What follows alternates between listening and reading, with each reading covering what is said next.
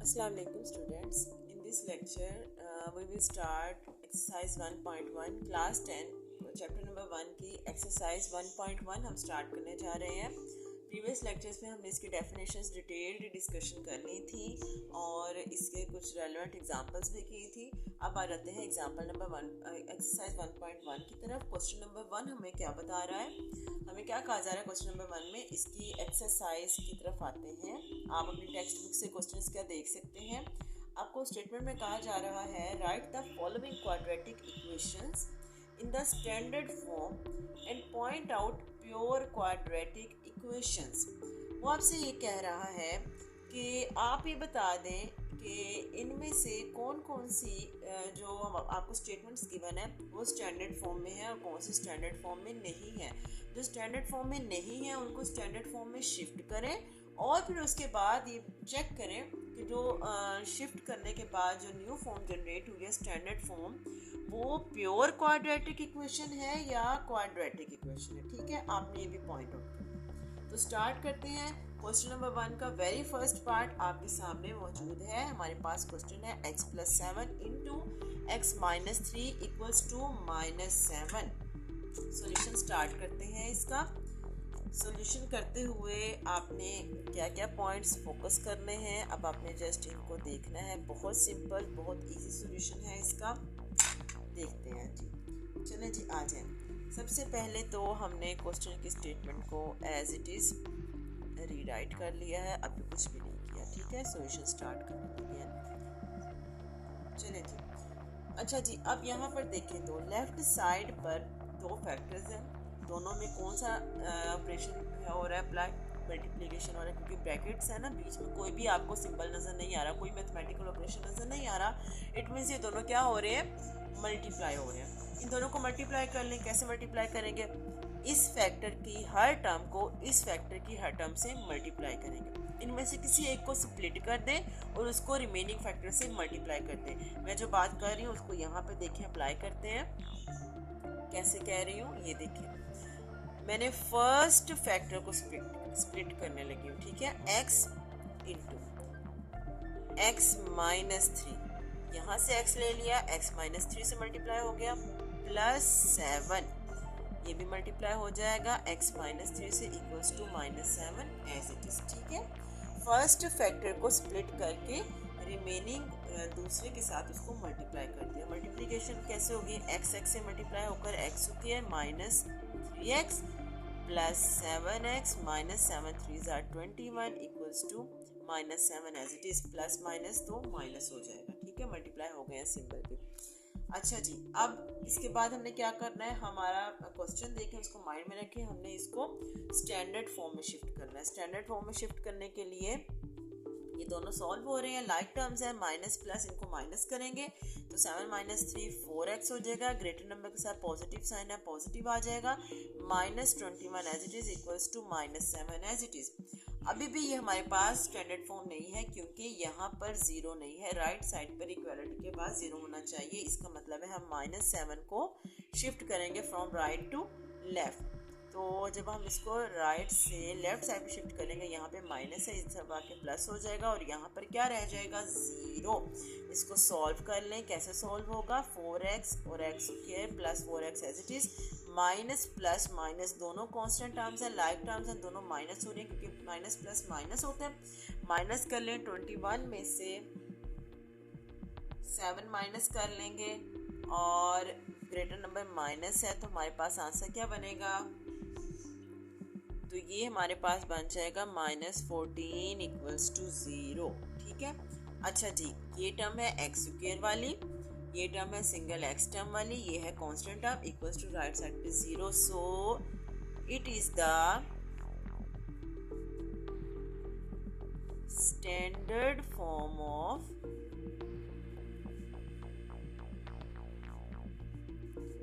Given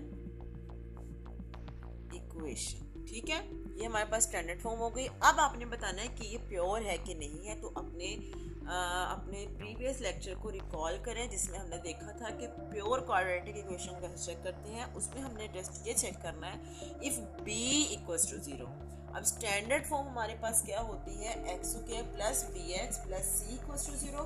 तो हम क्या करेंगे, इसको कंपेयर कर लेंगे x square plus b x plus c equals to 0 के साथ, क्योंकि यहाँ पर जो एक्स वाली टर्म है वो भी बनती है।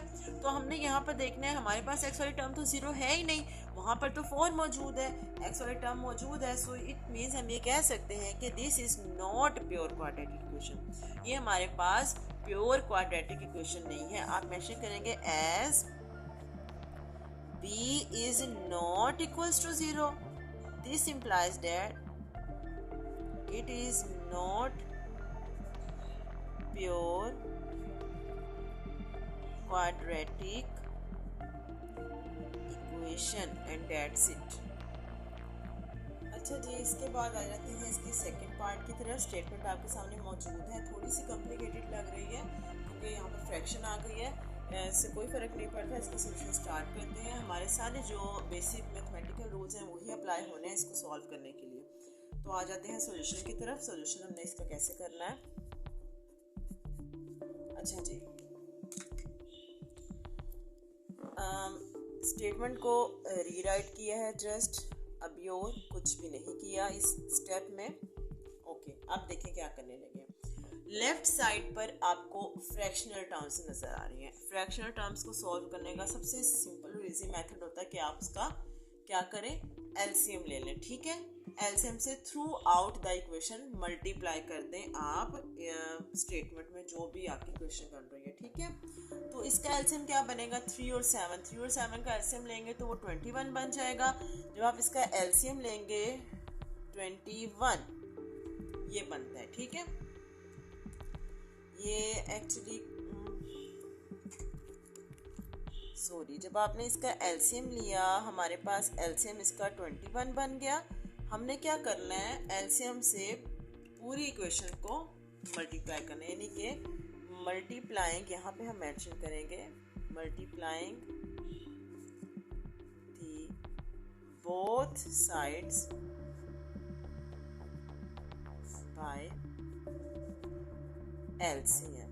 ठीक है, दोनों साइड्स को इक्वेशन की एलसीएम से मल्टीप्लाई करेंगे, that is 21। So 21 multiplied by x square plus 4 divided by 3। ठीक है, minus x over 7 multiplied by 21 equals to 1 multiplied by 21। पूरी इक्वेशन को दोनों साइड्स को हमने 21 से मल्टीप्लाई कर दिया जो कि एलसीएम है। अच्छा जी, अब देखें ये दोनों हमारे पास कैंसिल हो रहे हैं ना, 3 1 3 3 7 21, ये भी कैंसिल हो रहा है, 7 1 7 7 3 21। ये बन जाएगा 7 into x square plus 4 minus x into 3 equals to, ये मल्टीप्लाई होकर 21। फर्दर सॉल्व कर लें तो 7 इससे मल्टीप्लाई हो रहा है, 7x स्क्वायर प्लस 7 4 28, इन दोनों को मल्टीप्लाई कर देंगे, 3x इक्वल्स टू 21। क्वेश्चन की तरफ आए, हमें कहा क्या जा रहा था कि हमने इसको स्टैंडर्ड फॉर्म में शिफ्ट करना है। तो अब इक्वेशन हमारे पास कुछ ऐसी फॉर्म में बन गई है कि क्लियर हो रहा है, हम इसको स्टैंडर्ड फॉर्म में शिफ्ट कर सकते हैं। कैसे करेंगे, रीअरेंज कर लेंगे टर्म्स को, rearranging the terms. So we have 7x square minus 3x plus 28 equals to 21। ठीक है, सबसे पहले x स्क्वायर वाली टर्म ग्रेटर टर्म, फिर x वाली स्मॉलर टर्म, फिर उसे स्मॉलर कांस्टेंट टर्म, और राइट साइड पे जो था वो एज इट इज। हमें राइट साइड पे क्या चाहिए, 0। तो हम क्या करेंगे, जो भी है राइट साइड पे टर्म उसको शिफ्ट कर देंगे लेफ्ट साइड पे। यहाँ पे प्लस था, यहाँ पे आकर माइनस हो जाएगा, बाकी सारी टर्म्स हमारे पास एज इट इज रहेंगी। ठीक है, अभी ये दोनों सॉल्व हो रही है, इनको सॉल्व कर लेते हैं। 7x स्क्वायर माइनस 3x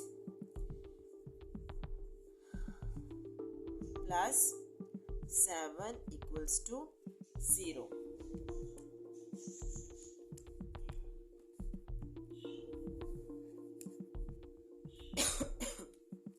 तो ये हमारे पास क्या बन गई है, ये हमारे पास स्टैंडर्ड फॉर्म बन गई है। यहाँ पे आप मेंशन करेंगे it is the standard form of given equation. Okay, अब हमने चेक करना है कि ये हमारे पास प्योर इक्वेशन बनती है कि नहीं बनती, प्योर क्वाड्रेटिक। सो वही बात है, as b is not equals to 0, यहाँ पर b की हमारे पास टर्म मौजूद है, b की वैल्यू -3 है, 0 नहीं है। सो इस वजह से हम कह सकते हैं this implies that it is not pure quadratic equation. ठीक है, दैट्स इट। यहाँ तक आपका इसका सोल्यूशन कंप्लीट है। अच्छा जी स्टूडेंट्स, इसके बाद आ जाते हैं इसके थर्ड पार्ट की तरफ। स्टेटमेंट आपके सामने है, x over x plus 1 plus x plus 1 over x equals to 6। तो सोल्यूशन स्टार्ट करते हैं इसका। कैसे करेंगे इसका सोल्यूशन? ऑब्वियसली जिस तरह से आपने रिमेनिंग सेकंड पार्ट में देखा था फ्रैक्शनल टर्म्स थी, तो हमने इसको क्या किया, एलसीएम को पूरी इक्वेशन से दोनों तरफ मल्टीप्लाई कर दिया। अब यही काम करेंगे, multiplying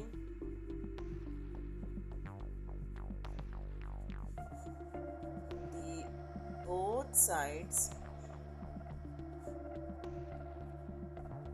by LCM, that is, अब LCM हमारे पास क्या बनता है, x इंटू एक्स प्लस 1।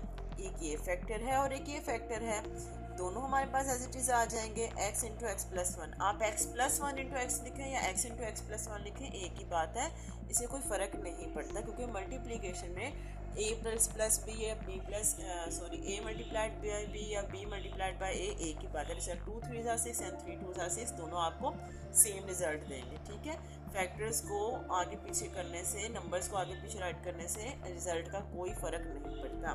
तो हमारे पास ये एलसीएम बन गया। मल्टीप्लाई कर देते हैं, कैसे होगा, x इंटू एक्स प्लस 1, ये मल्टीप्लाई हो जाएगा फर्स्ट फ्रैक्शन से, plus as it is x plus 1 over x into x plus 1 equals to, right side पे 6 है, ये दोनों फैक्टर्स उसके साथ भी एज इट इज मल्टीप्लाई होंगे। ठीक है, अच्छा जी, अब यहाँ पर देखें तो ये वाला फैक्टर इसके साथ कैंसिल हो रहा है, यहाँ पर x के साथ कैंसिल हो रहा है। रिजल्टिंग हमारे पास क्या फैक्टर्स बन गए, x into x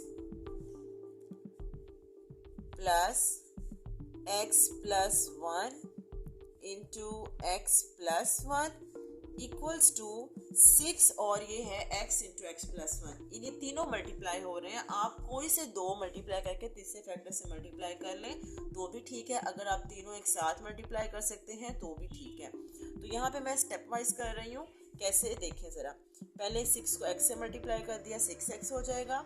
next step में हम x प्लस 1 से भी इसको मल्टीप्लाई कर देंगे। ठीक है, अच्छा जी, अब ये देखें, x और x मल्टीप्लाई होकर क्या बन जाएंगे, एक्स स्क्वायर प्लस, ये अगर देखें तो ये बन जाएगा, x को x से मल्टीप्लाई करेंगे, x 1 से भी मल्टीप्लाई होगा, यहाँ पे 1x से मल्टीप्लाई होगा, 1 से, इस तरह से भी मल्टीप्लाई कर सकते हैं। और यहाँ पर एक और मैथडोलॉजी भी अप्लाई हो रही है कि x प्लस 1 और x प्लस 1, जिस तरह x और x था दोनों पे स्क्वायर हो गया, यहाँ पे हम x प्लस 1 और x प्लस 1 दोनों को x प्लस 1 दोनों का स्क्वायर राइट कर सकते हैं। और राइट साइड पे क्या हो जाएगा, राइट साइड पे 6x जब x से मल्टीप्लाई होगा 6x square plus as it is 6x को 1 से मल्टीप्लाई करेंगे तो 6x। अच्छा जी, ये वाली term as it is plus, ये स्क्वायर हम स्क्वायर को ओपन कर सकते हैं, a प्लस बी, यही वाला फॉर्मूला बन रहा है। और a प्लस बी को जब आप स्क्वायर ओपन करते हैं तो उसकी एक्सपेंडेड फॉर्म बनती है a square plus 2ab plus b square. तो ये हो जाएगा a square plus 2ab plus b square और 6x स्क्वायर प्लस 6x हमारे पास एज इट इज रहेगा। ठीक है, इसको फिर से राइट कर लेते हैं सिंपलेस्ट फॉर्म में, x स्क्वायर प्लस, ये हमने फॉर्मूला ओपन किया है इसका x प्लस 1 का स्क्वायर का। ठीक है, तो ये बन जाएगा x स्क्वायर प्लस, जब इसको आप मल्टीप्लाई करोगे, सॉरी यहाँ पे आना था ये ब्रैकेट,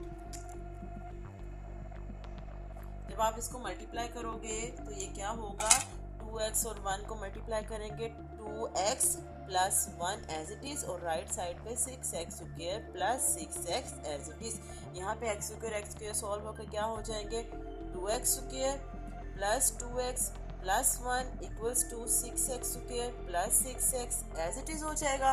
ठीक है, अब इसको रीअरेंज कर लेते हैं। रीअरेंज का मतलब है शिफ्टिंग करेंगे। इट डजंट मैटर आप यहाँ से इसको लेके शिफ्ट कर दें